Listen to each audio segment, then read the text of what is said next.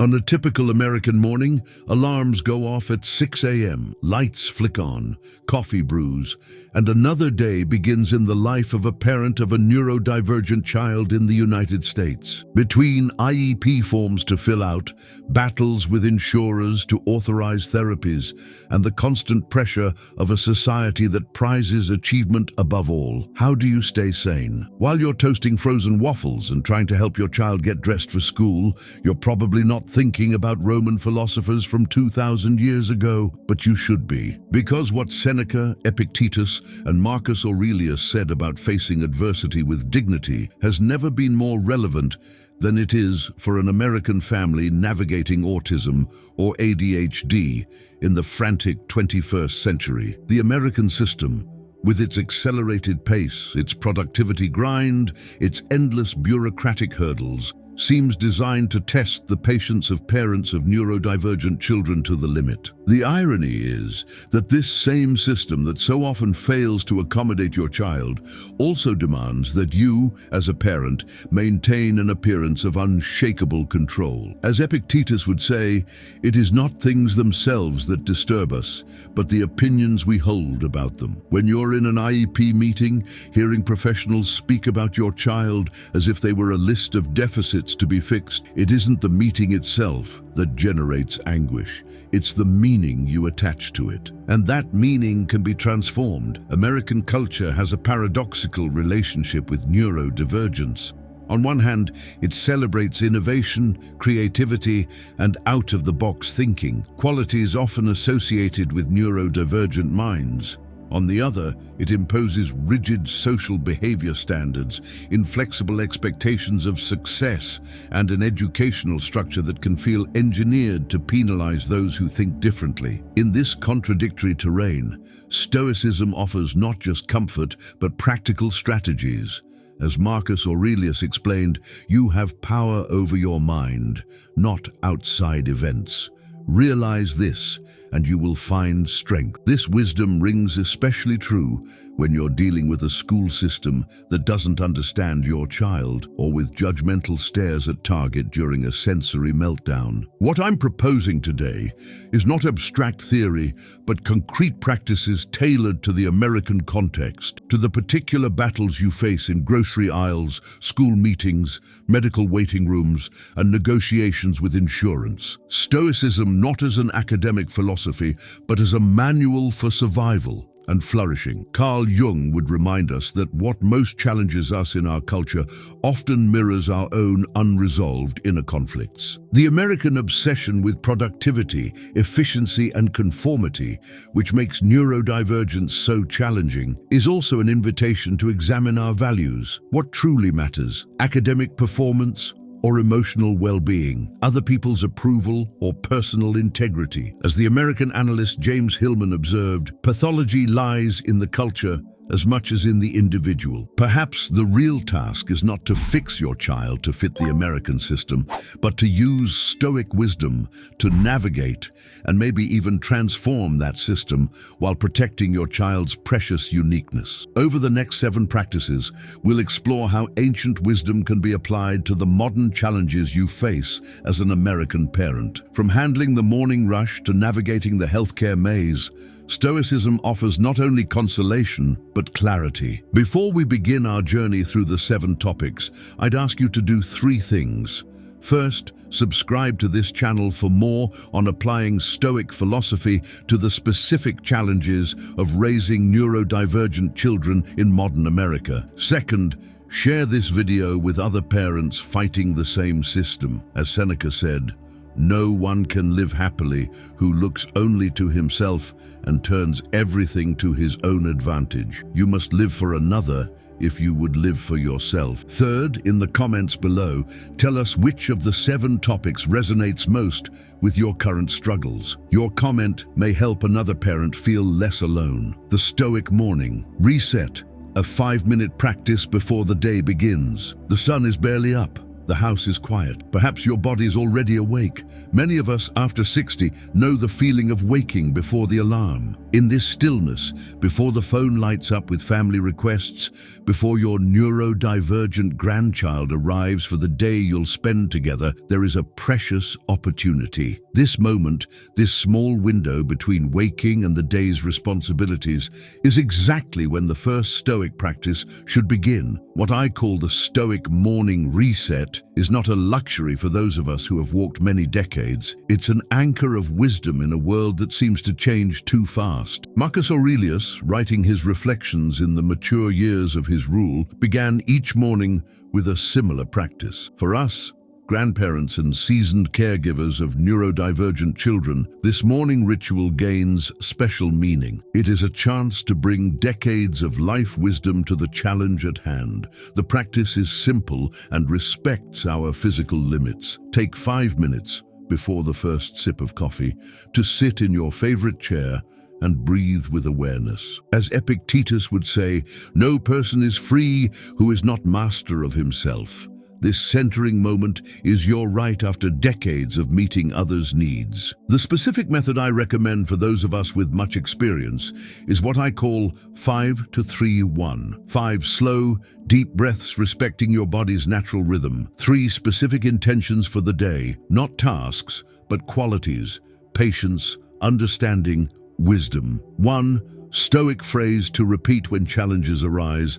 A 72-year-old grandmother who helps care for her autistic grandson in Minneapolis shared, "When I grew up, we didn't have today's language or diagnoses. We called kids like my grandson difficult or stubborn. Now I have the chance to offer what I couldn't before, understanding. But that requires starting each day with clarity. These 5 minutes help me set aside my generation's judgments and make room for a new understanding."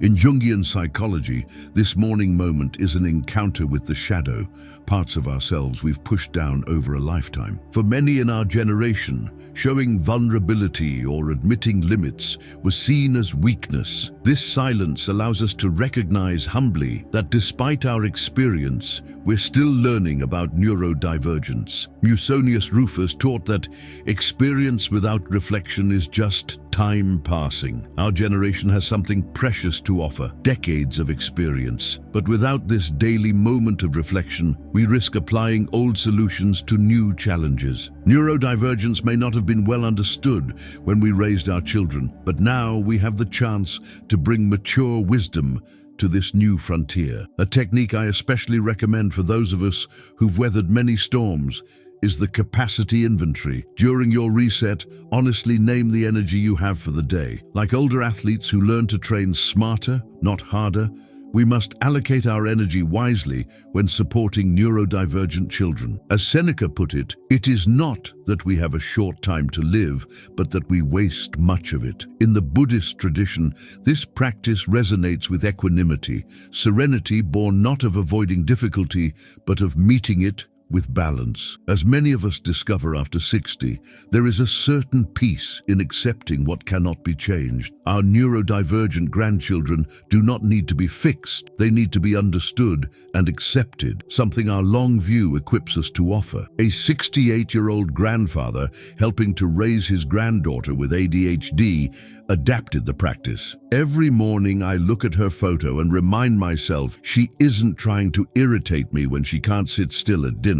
Her brain works differently from mine. In my day, she would have been labeled misbehave. This daily reminder helps me bring patience when she gets home from school. Hierocles, who wrote on family relations, spoke of circles of affection, how our closest ties deserve our greatest care. At our age, we know this deeply. The morning reset is an investment in the quality of presence we offer our neurodivergent children and grandchildren, a presence only we, with decades of experience, can provide. Begin tomorrow, 5 minutes, in the quiet of the morning. Just you, your breath, and the deliberate choice to bring your best accumulated wisdom to this unique task. As Marcus Aurelius wrote, the happiness of your life depends upon the quality of your thoughts. A Stoic Digital Detox Reclaiming attention in a distracted world, our generation has witnessed unprecedented change. We grew up with landlines, handwritten letters, and 3 TV channels. Today, we're immersed in a digital ocean we didn't choose, but that has become unavoidable. Especially when we care for neurodivergent children. We see our grandkids mesmerized by glowing screens. We notice how technology both helps and complicates life for children with autism and ADHD. And with the wisdom of our decades, we ask, are we truly more connected or just more distracted? Epictetus, who lived in slavery before becoming a philosopher, taught it is impossible to be free if you are a slave to bodily pleasures. In the 21st century, that slavery often takes the form of constant notifications, endless scrolling, and the anxiety of always being available. For us, raised with fewer stimuli and more reflection, the second practice in our Stoic toolkit is especially meaningful, the Stoic Digital Detox. The practice does not ask us to abandon technology. That would be impractical today, especially when neurodivergent children often rely on apps and devices for communication, learning, and self-regulation. Instead, it proposes a more conscious, deliberate, stoic relationship to the digital world. The concrete method is what I call Hierocles digital circles, an adaptation of the Stoic circles of concern. 1. Inner circle, fully tech-free moments. Meals, the first hour after waking, the last hour before bed. 2. Middle circle, technology with a specific purpose. Communicating with family, targeted research, therapeutic apps for the child. 3. Outer circle, intentional recreational use with clearly defined time limits. A 67-year-old grandmother who helps care for her autistic grandson shared, "When I was growing up, we gathered in the living room after dinner. Now, I see my grandson immersed in his iPad. At first, it bothered me deeply. Then I realized this is the modern equivalent of my stamp collection.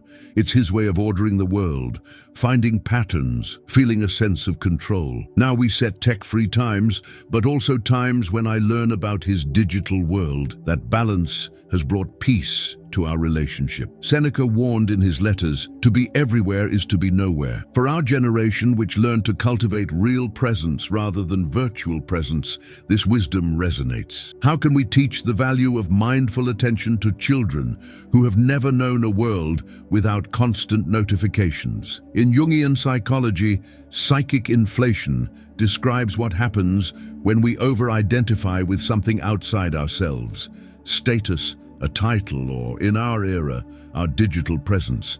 Jung would say technology, when used unconsciously, can feed a digital persona, an idealized version of oneself that exists only online. For neurodivergent children already navigating questions of identity and belonging, this distinction can be even more blurred. A concrete practice I recommend is the weekly digital fast, a 3-4 hour period when the whole family, adults included, powers down all devices. For neurodivergent children, this time should be thoughtfully structured with alternative activities that respect sensory needs and special interests. As Musonius Rufus explains, we must train both body and mind. The body through exercises that are neither excessive nor insufficient.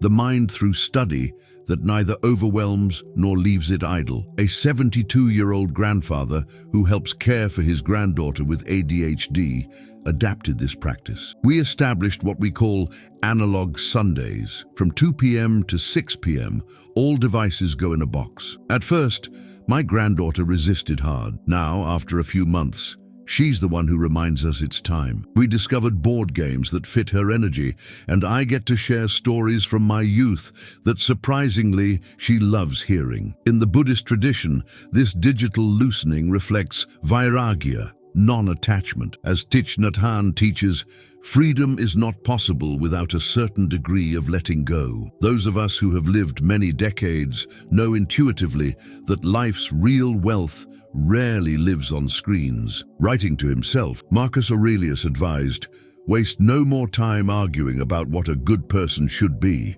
one." In the digital age, this takes on new meaning. Instead of endlessly consuming content about presence, simply Be present. Instead of following parenting influences, become the mentor your neurodivergent grandchild needs. For many of us who grew up with less abundance and more simplicity, we have a unique opportunity to show younger generations that a full life existed before screens and will exist beyond them. As Epictetus said, only the educated are free. In our time, that education includes using technology as a tool without becoming its captive. Stoic Advocacy, standing firm in the school system battles. In our school days, classrooms were simple. Neat rows, a teacher up front, clear expectations. Children who didn't fit that mold were labeled problematic or slow, terms we now recognize as inaccurate and harmful. Many of us witnessed that reality, perhaps with our own children or classmates who disappeared from the system. Today,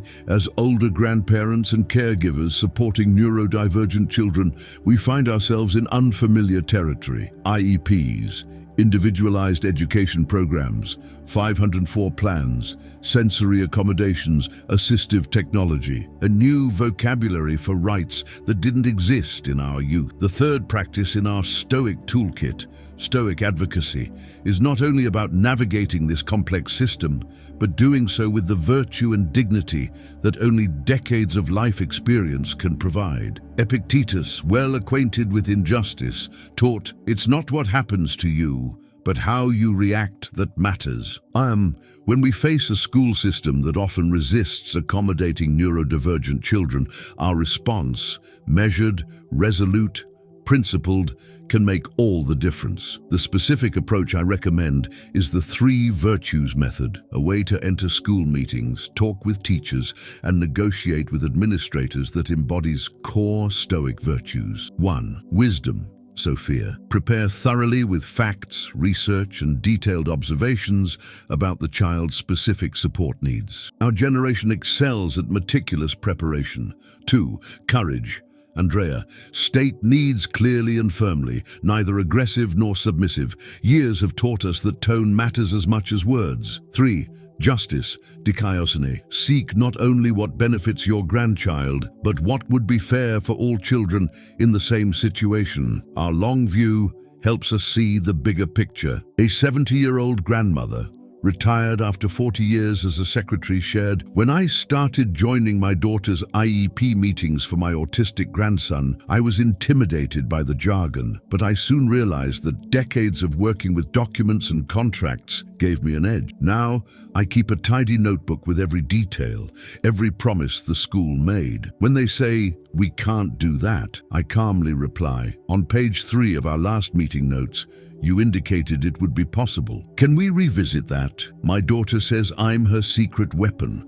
Seneca wrote, 'If a person doesn't know to which port they sail, no wind is favorable.' For us, steering through the education system on behalf of neurodivergent children, this means absolute clarity about priorities. We're not seeking perfection, but fit, an educational environment that recognizes and accommodates the child's unique profile. From a Jungian perspective, this advocacy role activates the archetype of the wise elder or great mother, figures of protection and insight in the collective unconscious. In defending neurodivergent children, we embody these archetypes, bringing not only practical skill but moral authority to the table. A concrete tool within this practice is the advocacy log, a deliberate record of every interaction with the school system, documenting what was promised and by whom, what was implemented and what was not, which strategies actually helped the child, which obstacles persist. As Marcus Aurelius would put it, the best revenge is not to be like your wrongdoer. And then, when the system fails our neurodivergent children, we don't answer with rage or passive resignation. We answer with careful documentation and unwavering persistence. A 75-year-old grandfather, a former accountant, adapted this for his grandson with ADHD. "I created a ledger, yes, paper and pen over spreadsheets, where I log every promised accommodation, each implementation date, each responsible party. When I attend meetings with my daughter, I bring it. Younger teachers are sometimes surprised by my detail, but quickly see I'm there as an ally, not an adversary. My professional experience with numbers and deadlines now serves a higher purpose. In the Buddhist tradition, this approach resonates with karuna, compassion in action. As the Dalai Lama teaches, compassion is not weakness, but strength. Our advocacy doesn't come from victimhood. It comes from a compassionate resolve to build a world where neurodivergent grandchildren can thrive. Pernatius of Rhodes, a Stoic who influenced Rome,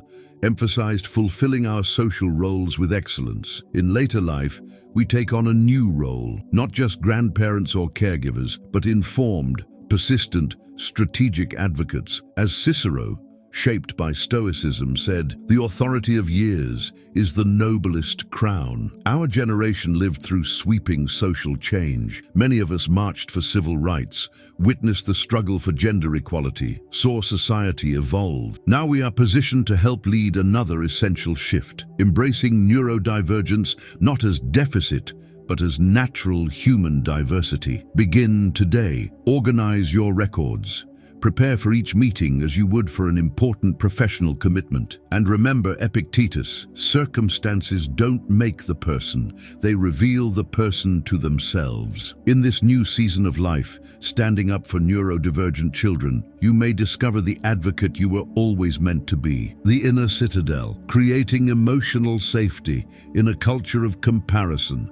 In our youth, comparisons among children were simpler and less relentless.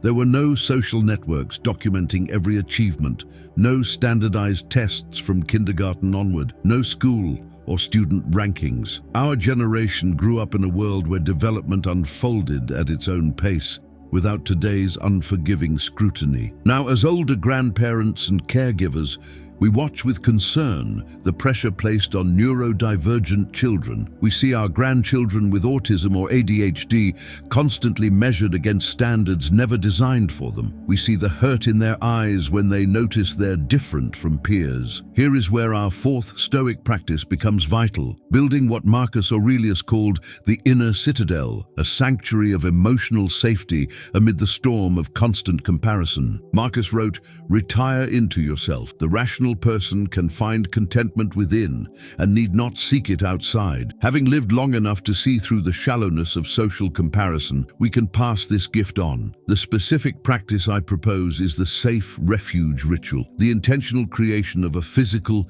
and emotional space where a neurodivergent child experiences unconditional acceptance, free from performance-based expectations. This ritual has three parts. 1. A physical place of safety, a specific corner in your home, arranged to the child's sensory preferences, where they know they won't be judged or rushed. 2. Protected time, regular, predictable moments when you are fully present with the child.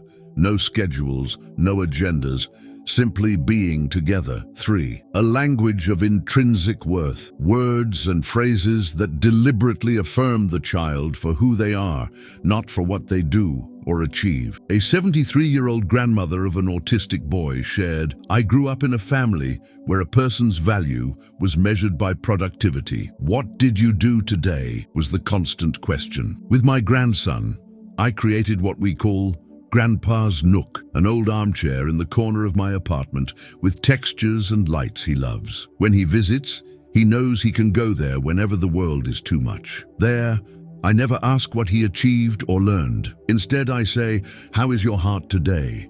It has been freeing for me too, to love without demanding performance. Epictetus, who lived enslaved before becoming a philosopher, taught, "Happiness and freedom begin with a clear understanding of one principle. Some things are within our control and some are not." This Stoic distinction is especially powerful for neurodivergent children who are constantly pushed to control aspects of themselves that are, fundamentally, beyond their control. In Jungian terms, we are creating what he would call sacred space, a psychological container where individuation, becoming fully oneself, can safely unfold. Jung would note that neurodivergent children face added challenges in this process precisely because the outer world keeps telling them that their authentic ways of being are wrong. A technique within this practice that our generation is uniquely equipped to offer is the album of worth, a tangible, non-digital collection of moments, objects and memories that celebrate the child's uniqueness. For generations raised on physical photo albums and keepsake boxes, this curation is natural and meaningful. A 78-year-old grandfather of a girl with ADHD adapted it. I started a book of wonders for my granddaughter. Whenever I notice something unique about how she sees the world, the details she catches that we miss, her ability to make unexpected connections, I write it on a small card with the date. I keep the cards in an old cigar box my father gave me. From time to time we sit together and revisit them. I'm building a tangible record of her intrinsic worth, something she can hold when the digital world tells her she isn't enough. In the Buddhist tradition, this echoes metta, unconditional, loving kindness. As Thich Nhat Hanh teaches, you are exactly as you need to be. For neurodivergent children, constantly receiving the message that they must fundamentally change to have value, this affirmation is revolutionary. Hierocles, the Stoic who wrote about family relations, emphasized drawing the circles closer, tightening bonds with those we love. In a culture that often isolates neurodivergent children, our generation can be the bridge that reconnects, drawing the circle in. A long life has given us perspective. We've watched educational fads come and go. We've seen the fleeting nature of standards and social expectations. As Seneca said, it is not the person who has little, but the person who craves more, who is poor. This wisdom about life's true value, beyond material or social comparison, is a treasure we can share with our neurodivergent grandchildren. A specific act I recommend is the resilience story. Sharing with your neurodivergent child real episodes from your own life when you faced judgment, were deemed a failure by external standards, yet found your own path. Our generation came of age in materially tougher times. Many of us met scarcity, limits, and obstacles we overcame, not by conforming to outside expectations, but by discovering inner strength. Start today. Create a physical refuge. Establish protected time. Use words that affirm intrinsic worth. And remember Marcus Aurelius, look within. Within is the fountain of good, and it can keep flowing if you keep digging. Stoicism in the grocery store, facing public crises with dignity. In our youth, a child acting disruptively in public was quickly labeled ill-mannered, and parents were judged too permissive. I remember the disapproving looks, the whispered comments, the specter of discipline hovering over every public interaction. "Wait till we get home" was a phrase many of us heard or said. Today, as grandparents and caregivers of neurodivergent children, we find ourselves in familiar yet radically different territory. The grocery store, the pharmacy, the doctor's office, these public spaces can become minefields when a child with autism or ADHD faces sensory overload or a difficult transition. Our fifth Stoic practice addresses this exact challenge: how to maintain dignity, composure, and effectiveness when your neurodivergent grandchild is in a meltdown and a dozen judgmental eyes turn toward you. Epictetus, in his characteristic wisdom, advises, remember that you are an actor in a play, of whatever kind the author chooses. Short, if short; long, if long. If he chooses you to play a beggar, see that you act it well. The same if a person with a limp, a magistrate, or an ordinary person. Your business is to play well the part given to you. To choose it is another's. This actor role metaphor is especially powerful when we face public judgment. The role assigned to us, advocate for a neurodivergent child in a world often lacking sensitivity, wasn't our choice, but how we play it is entirely within our control. The specific practice I propose is what I call the unshakable dignity protocol, a pre-planned sequence of actions and attitudes for public crisis moments. 3 phases. 1. Preparation. before a crisis. Identify likely triggers, plan exit routes, prepare brief informative phrases for bystanders, and mentally rehearse a calm response.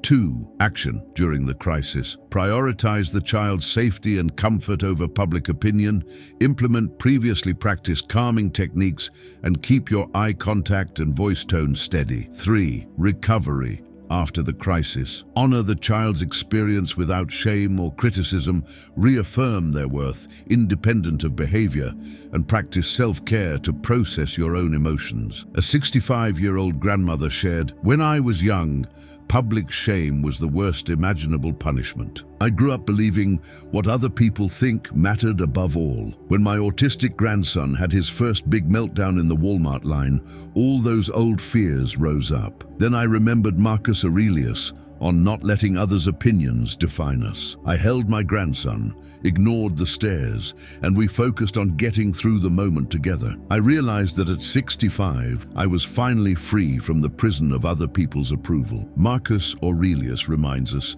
"Do not worry about what others think, except when their opinion can help you towards some beneficial purpose." This guidance is especially relevant for our generation, raised under rigid, often oppressive norms for public behavior. In Jungian psychology, these public crisis moments activate what Jung called the collective shadow, unconscious projections of inadequacy, fear, and judgment that society directs at those who are visibly different. Jung would say that as older witnesses with decades of experience, we have a unique capacity to resist this collective pressure and keep our integrity. A practical tool within this protocol is the communication card, a small, physical, not digital card you can discreetly show or hand to nearby people during a crisis. It states succinctly, "My grandchild is neurodivergent. They're experiencing sensory overload, not misbehavior. Your understanding is appreciated." A 70-year-old grandfather adopted this practice after decades as a teacher. "In 40 years in the classroom, I learned that clear information prevents snap judgments. I carry small cards in my wallet when I'm out with my grandson with ADHD. When I see the look starting, I simply hand a card discreetly. Most people respond with immediate empathy. Those who don't, well, at 70, I've learned not everyone needs to approve of my choices." And in the Buddhist tradition, this aligns with upekkha, equanimity amid praise or blame. As Pema Chodron teaches, when things fall apart, that's when practice begins. For our generation, which has witnessed so much social change, this equanimity is not just an ideal, but hard-earned wisdom. Musonius Rufus, Epictetus's teacher, taught that we must train body and mind not only in times of ease, but especially in times of difficulty. As grandparents and caregivers of neurodivergent children, we face a modern difficulty: public judgment in a society still learning to accommodate neurodivergence. A 68-year-old grandmother, a former nurse, shared how her professional background prepared her. "In 40 years of nursing, I learned to stay calm in chaos. When my granddaughter has a meltdown at the mall, I apply the same principles. Prioritize the immediate need, her emotional safety, communicate clearly with those involved, and keep my own blood pressure steady. Age has given me a kind of quiet authority. When I meet a judgmental stare head-on, they're usually the first to look away." Hierocles taught about circles of responsibility. Our concern should lessen as we move outward from our innermost circle. For us, this means prioritizing, absolutely and unequivocally, the well-being of our neurodivergent grandchild over the opinions of strangers. A simple principle, yet profoundly countercultural for many in our generation, raised on what will people think. A final practice within this protocol is the Dignity Journal, a log of your experiences meeting public judgment with grace. After each incident, note what happened, how you responded, what worked, and what you do differently. This reflection turns each hard moment into a step on the Stoic path. Start today. Prepare your communication cards. Visualize your calm response. Practice brief, informative phrases. And remember Epictetus. It is not things themselves that disturb us, but the opinions we hold about them. The stares of strangers only have the power you grant them, and at our age, we can finally choose to grant them none. From weekend warrior to weekend philosopher, reframing family time. In our youth, weekends meant real rest, maybe a ball game, a picnic, or a visit to the grandparents. Sundays often held religious observance and long family meals. A child's calendar scheduled hour by hour would have seemed absurd to our parents. Today, as older grandparents and caregivers, we watch with concern the activity race that defines modern childhood. Swim class at 9, occupational therapy at 11, rushed lunch, speech therapy at 1, soccer at 3, music at 5. For neurodivergent children, this relentless pace often yields exhaustion, overload, and meltdowns. Our sixth Stoic practice addresses this modern pressure with an ancient alternative, transforming family time through what Marcus Aurelius would call attentiveness to the present. Marcus wrote, "Do not act as if you were going to live 10,000 years. Death hangs over you. While you live, while it is in your power, be good." This reminder of finitude is especially vivid in our 60s, 70s, and 80s. We know time is limited, and that gives us moral authority to question the culture of overbooked calendars. The practice is what I call the Stoic Sabbath, the intentional creation of unstructured, non-productive time, truly free for the neurodivergent child and the whole family. 3 components. 1. Protected time, at least a 4-hour block each week, ideally a full day, with no structured activities, therapies, or appointments. 2. Full presence. During this time, all adults, grandparents included, practice what the Stoics called prososh, focused attention to the present moment without digital distraction or productivity pressure. 3. Radical acceptance. Time is genuinely unstructured, allowing the neurodivergent child to follow authentic interests without expectations about the right way to use time. A 76-year-old grandmother shared, "When I raised my kids in the 70s, we were busy, but nothing like today. My granddaughter with ADHD had activities every single day, weekends included. She was perpetually exhausted and irritable. I proposed Grandma Saturdays. At my house, there's no schedule, no therapy disguised as play, no hidden educational goals, just open time." At first, she didn't know what to do without a programmed activity. Now, those are the days she craves. Seneca, in On the Shortness of Life, lamented how we squander our limited time. It is not that we have a short time to live, but that we waste much of it. For our generation, who feel time's passage in our bones, this wisdom resonates. In Jungian terms, unstructured time permits what he called activation of the self, the natural emergence of the authentic psyche when freed from external demands. The psyche, like nature, has its own inner wisdom and growth pattern, if given space to unfold. A practical tool here is the possibility chest, a physical, not digital trove of materials, objects, and tools the child can freely explore during unstructured time, with no instruction and no expected outcome. A 72-year-old grandfather, a former carpenter, adapted this. "I created what I call Grandpa's Workshop for my autistic grandson, a simplified, safe version of my woodshop. On Saturdays, he explores materials and tools without a set project. I watch him sort nails by size for hours, what elsewhere might be labeled repetitive behavior without purpose. But I see peace in his face, focus, satisfaction. Who am I to say it lacks purpose?" In the Buddhist vein, this echoes Wu-Wei, effortless action that flows naturally. As John Kabat-Zinn notes, "You can't stop the waves, but you can learn to surf." For neurodivergent children, so often forced to swim against their own currents, this undirected flow time is deeply restorative. Epictetus, intimately familiar with inner freedom amid outer limits, taught, "To become free is nothing. To be free is very hard." For neurodivergent children trapped in suffocating schedules of therapies and interventions, the Stoic Sabbath offers a taste of genuine freedom, a pause from the constant pressure to change, improve, or progress. A 68-year-old grandmother, a former librarian, shared how her profession shaped this practice. I spent 40 years watching kids naturally gravitate to books and stories that resonate when left alone. With my granddaughter with ADHD, we created Story Sundays. And I bring a stack of varied books, no hidden therapeutic agenda, and she chooses what calls to her. Sometimes we read the same book 10 times. Sometimes we just look at pictures. Sometimes we invent entirely new tales.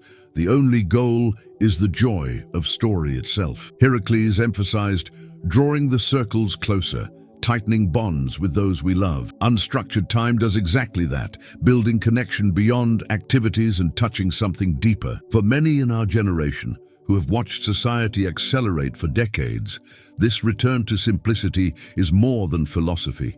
It's a return to the values of our youth. As Musonius Rufus observed, we should strive for a simpler way of life, reducing our needs. A concrete exercise I recommend is the reverse calendar. Instead of filling the calendar with activities, begin by blocking specific nothing-planned times and treat them as sacred appointments, as important as any therapy or class. Start this very weekend. Block a 4-hour window, power down devices, drop expectations, let the child lead. And remember Marcus Aurelius, much is gained by those who learn not to hurry. Stoic doctor visits, navigating the healthcare maze. In our youth, medicine was simpler.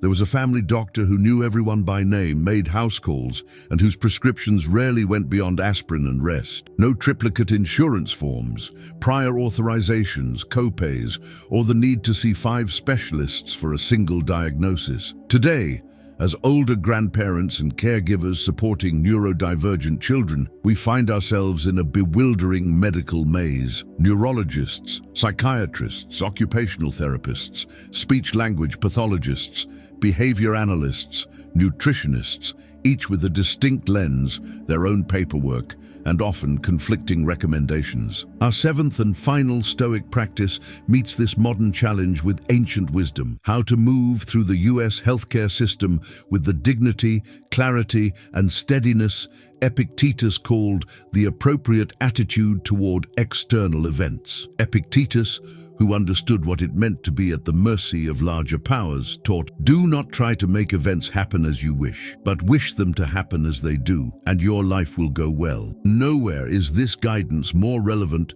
than in the American medical labyrinth, a system that can frustrate even the most resilient. The specific practice I propose is the Stoic Ambassador method, an approach to medical appointments, insurance disputes, and care coordination that embodies core Stoic virtues. 3 pillars. 1. Prudent preparation, meticulous documentation, advanced research, and a clear statement of goals before every interaction with the system. 2. Resolute presence, maintaining clarity, calm, and firm resolve during appointments, even when met with jargon, hurry, or dismissal. 3. Philosophical perspective, distinguishing what can be influenced from what must be accepted without wasting emotional energy on the immovable. A 71-year-old grandmother, a former executive assistant, shared, "I spent 40 years managing executive calendars and complex meetings. I never imagined I'd use those skills to coordinate my autistic grandson's care. Now I keep an organized binder with every report, a notebook of prepared questions for each clinician, and a color-coded calendar for each specialty. When the neurologist tries to rush after we've waited 2 hours, I stay calm and say, 'I know you're busy, doctor, but I have 3 essential questions we need answered before we leave.' My age gives me an authority my daughter alone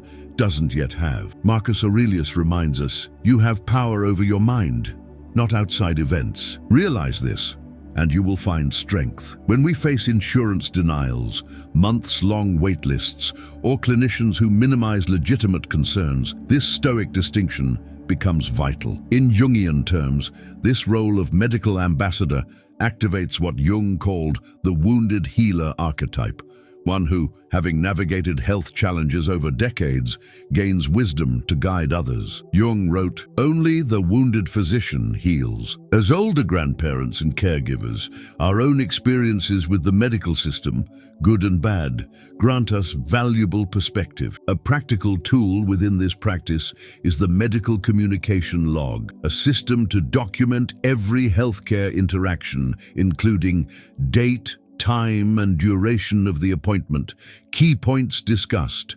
Specific recommendations, using the clinician's exact words, agreed upon next steps and timelines. The clinician's tone and attitude. A 75-year-old grandfather, a former attorney, adapted this approach. After 45 years in corporate law, I learned documentation is everything. I now legally record each ADHD appointment, always informing the doctor, and then transcribe key points into a shared document with my daughter. When a doctor says, "I never recommended that medication," I can calmly reply, "On March 14th you said," and I'm quoting, "precision changes the power dynamic."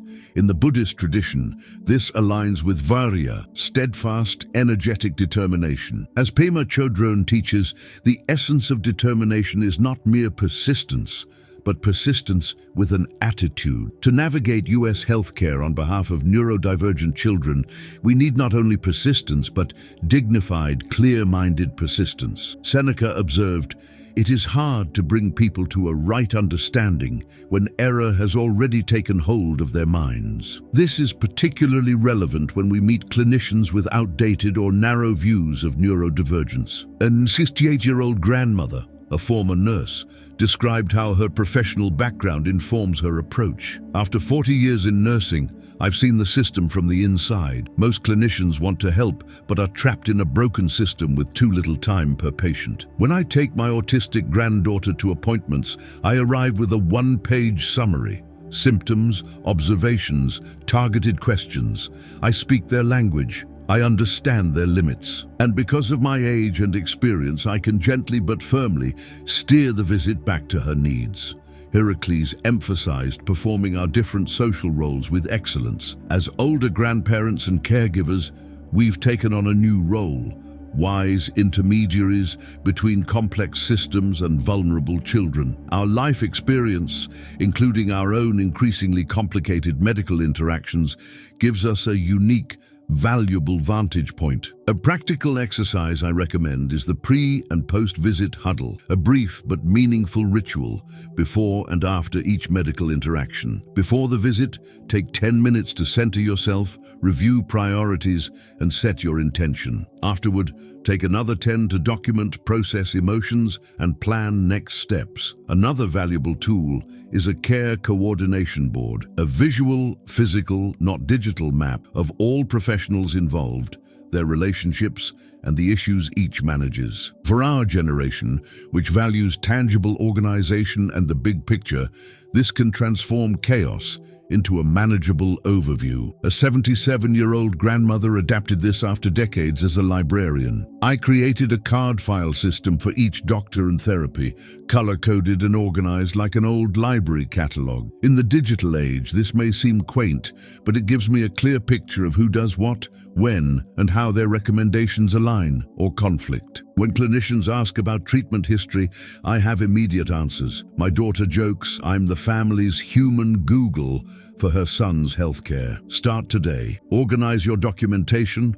Prepare meticulously for each appointment. Practice calm but firm responses to challenging scenarios. And remember Epictetus, circumstances do not make the person, they only reveal the person to themselves. In the maze of American healthcare, you have the chance to reveal yourself as the wise, patient, unshakable advocate your family needs. Over this journey through 7 Stoic practices, we've traced an ancient path for modern trials, not to reshape our neurodivergent grandchildren to fit a world not designed for them, but to reshape our relationship to what we cannot control. We began with the Stoic Morning Reset, those precious minutes of centering before the day starts, when we set intention and prepare the mind to respond rather than merely react. As Marcus Aurelius put it, when you arise in the morning, think of what a precious privilege it is to be alive, to breathe, to think, to enjoy.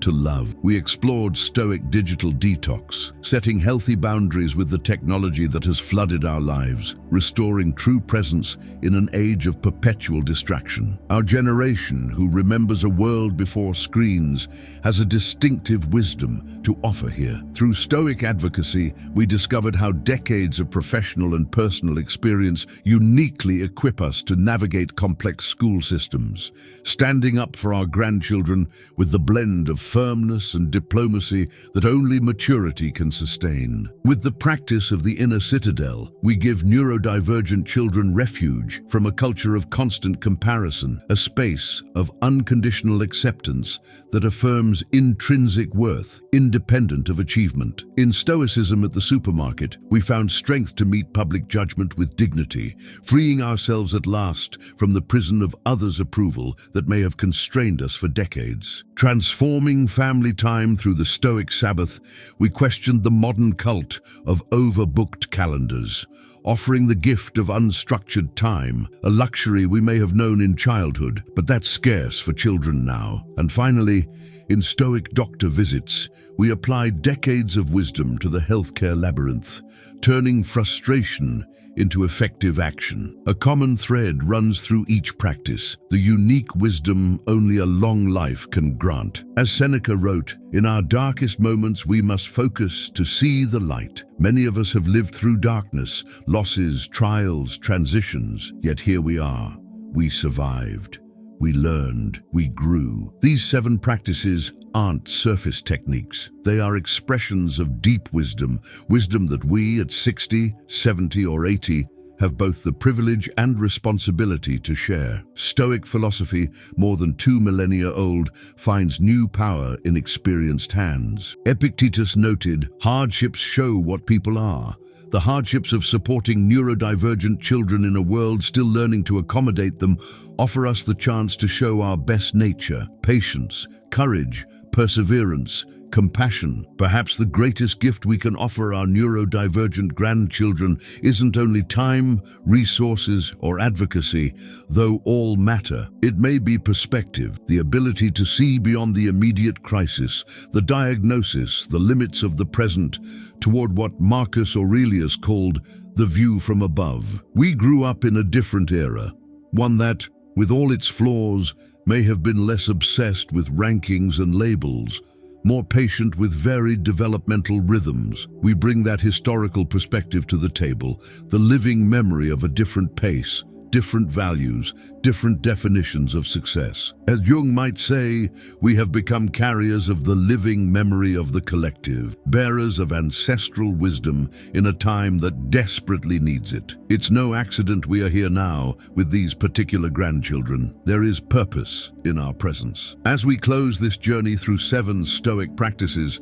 I invite 3 concrete steps. 1. Choose one practice, just one, to implement consistently this week. Stoic wisdom teaches that transformation comes not from intellectual grasp, but from steady practice. Musonius Rufus. Virtue is not theoretical, but practiced. 2. Share your wisdom. In a society that often sidelines older voices, your decades of experience are an invaluable treasure. Share not only what you learned, but how you learned it.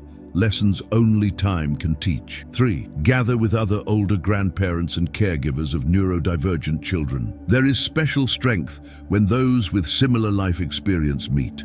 Seneca wrote, "The road is long if you follow precepts, but short and effective if you follow examples." Remember, you're not only supporting a neurodivergent child, you're part of a wider shift toward a society that values neurodiversity not as a deficit, but as a natural expression of human variability. Your age isn't a limitation, it's your greatest strength. Marcus Aurelius wrote, "Each day we rise is a little life. And in your little life today, and in all the little lives yet to come, you can be not only a caregiver but a bearer of wisdom, a practical philosopher whose presence changes not only a child but a world. Begin today. Begin now." Stoic wisdom has waited 2,000 years to meet you at this exact moment. As Epictetus would say, first say to yourself what you would be, then do what you have to do.